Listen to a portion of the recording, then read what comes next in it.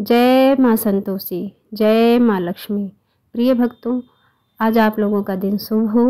शुक्रवार के दिन माँ संतोषी का व्रत पूजन किया जाता है। इस पूजा के दौरान माता की आरती पूजन तथा अंत में माता की कथा सुनी जाती है। आज मैं आप लोगों को संतोषी माता व्रत कथा सुनाने जा रही हूँ। अगर यह कथा और इस चैनल पर दिए जाने वाले मंत्र आप लोगों को पसंद आए तो आप लोग हमारे चैनल को सब्सक्राइब और शेयर करें, जिससे ये ज़्यादा से ज़्यादा लोगों के बीच में जा सके और सब लोगों के अंदर भक्ति की धारा प्रवाह हो सके। तो चलिए कथा स्टार्ट करते हैं।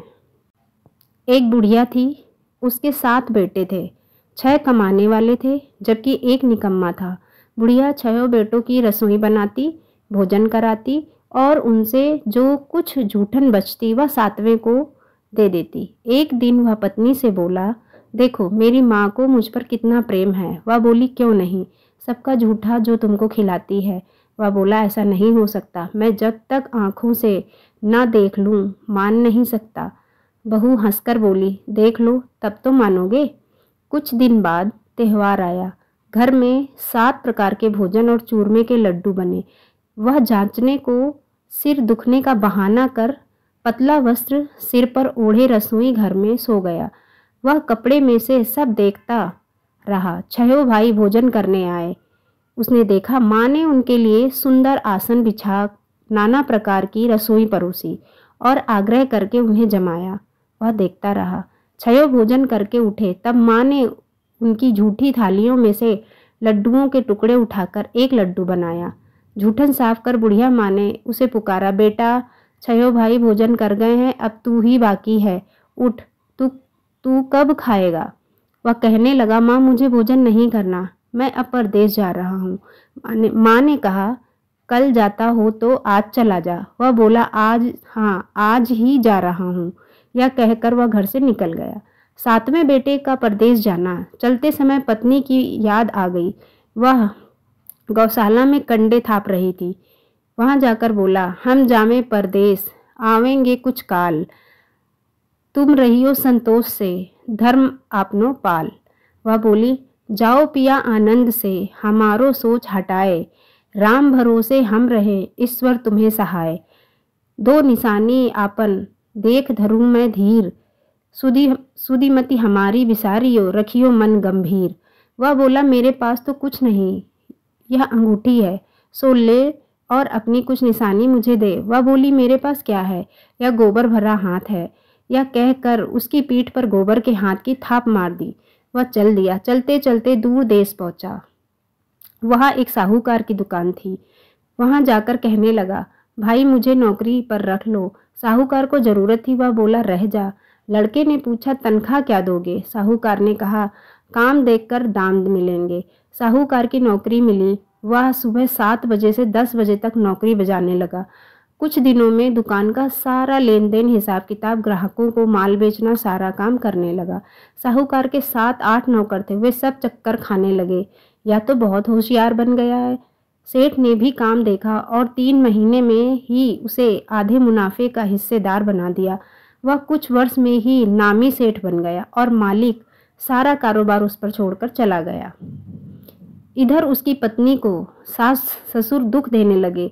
सारी गृहस्थी का काम करा के उसे लकड़ी लेने जंगल में भेजते। इस बीच घर के आटे से जो भूसी निकलती उसकी रोटी बनाकर रख दी जाती और फूटे नारियल की नारेली में पानी दे दिया जाता था।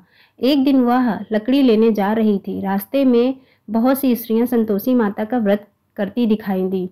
वह वहां खड़ी होकर कथा सुनने लगी और पूछा, बहनों तुम किस देवता का व्रत करती हो और उसके करने से क्या फल मिलता है। यदि तुम इस व्रत का विधान मुझे समझाकर कहोगी तो मैं तुम्हारा बड़ा एहसान मानूंगी। तब उनमें से एक स्त्री बोली, सुनो, यह संतोषी माता का व्रत है। इसके करने से निर्धनता दरिद्रता का नाश होता है और जो कुछ मन में कामना हो सब संतोषी माता की कृपा से पूरी होती है। तब उसने उससे व्रत की विधि पूछी। वह भक्तिनी स्त्री बोली, 1.25 आने का गुड़ चना लेना, इच्छा हो तो 5.25 आने का लेना या 1.25 रुपए का भी सहूलियत के अनुसार लाना। बिना बिना परेशानी और श्रद्धा व प्रेम से जितना भी बन पड़े सवाया लेना। प्रत्येक शुक्रवार को निराहार रहकर कथा सुनना। इसके बीच क्रम टूटे नहीं, लगातार नियम पालन करना। सुनने वाला कोई ना मिले तो घी का दीपक जला उसके आगे या जल के पात्र को सामने रखकर कथा कहना। जब कार्य सिद्ध ना हो नियम का पालन करना और कार्य सिद्ध हो जाने पर व्रत का उद्यापन करना। 3 मास में माता फल पूरा करती हैं। यदि किसी के ग्रह खोटे भी हों तो भी माता वर्ष भर में कार्य सिद्ध करती हैं। फल सिद्ध होने पर उद्यापन करना चाहिए, बीच में नहीं। उद्यापन में 2.5 सेर आटे का खाजा तथा इसी परिमाण से खीर तथा चने का साग करना। 8 लड़कों को भोजन कराना। जहाँ तक मिले देवर जेठ भाई बंधु के हों, ना मिले तो रिश्तेदारों और पास पड़ोसियों को बुलाना। उन्हें भोजन करा यथाशक्ति दक्षिणा दे। माता का नियम पूरा करना। उस दिन घर में खटाई ना खाना। यह सुन बुढ़िया के लड़के की बहू चल दी। उसी दिन माता संतोषी के दर्शन कर बहू ने व्रत का प्रण लिया। रास्ते में लकड़ी के बोझ को बेच दिया और उन पैसों से गुड़ चना ले माता के व्रत की तैयारी कर आगे चली और सामने मंदिर देखकर पूछने लगी, यह मंदिर किसका है? सब कहने लगे संतोषी माता का मंदिर है। यह सुनकर माता के मंदिर में जाकर चरणों में लौटने लगी। दीन हूँ विनती करने लगी, माँ मैं निपट अज्ञानी हूँ, व्रत के कुछ भी नियम नहीं जानती, मैं दुखी हूँ। हे माता जगत जननी मेरा दुख दूर कर, मैं तेरी शरण में हूँ।